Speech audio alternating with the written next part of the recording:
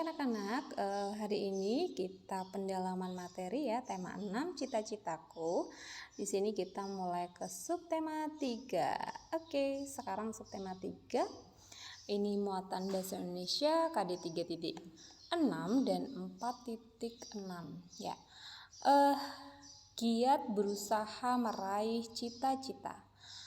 Pembelajaran 1 menggunakan tanda jeda dalam mendeklamasikan puisi. Agar isi puisi dapat tersampaikan ke pendengar dengan baik, kita harus membacanya dengan lantang dan jelas ya. Jelas ya, kalau kita membacakan puisinya, kita harus membacanya dengan lantang dan jelas. Jadi A, I, U, E, O-nya itu jelas ya, seperti itu. Kemudian waktu untuk mengambil napas disebut jeda. Nah, pada saat kita mengambil napas dalam puisi tersebut itu disebut jeda. Nah, kalau misalnya dalam tulisan itu kan setelah titik itu kan kita berhenti. Nah, itu mengambil nafas dulu, nah itu disebut jeda. Kemudian tanda jeda diperlukan sebagai penanda waktu yang tepat untuk berhenti saat membaca puisi ya. Tanda ini sebagai penanda waktu yang tepat untuk berhenti saat membaca puisi ya. Oke, next kita lanjutkan beberapa tanda jeda saat membaca puisi. Ya.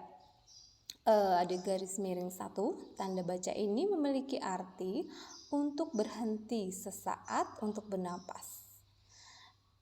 Ya, kita nafas ya sesaat. Fungsi tanda jeda ini hampir sama dengan tanda koma.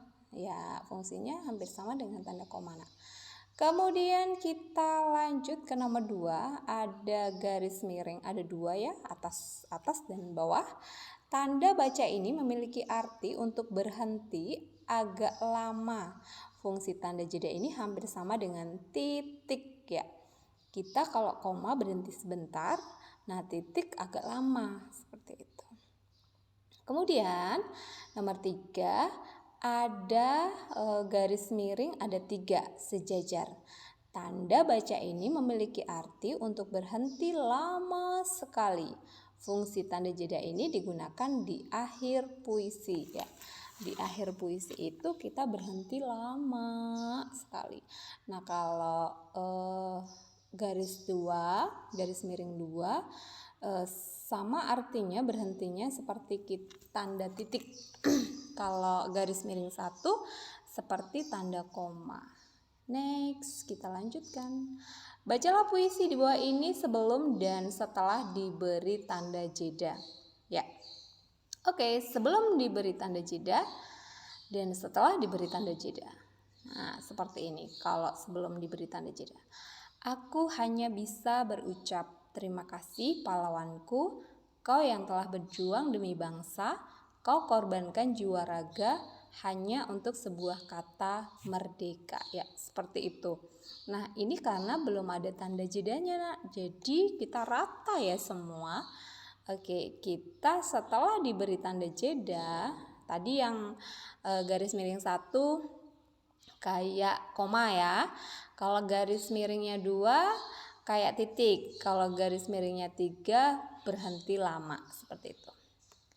Oke. Aku hanya bisa berucap terima kasih pahlawanku,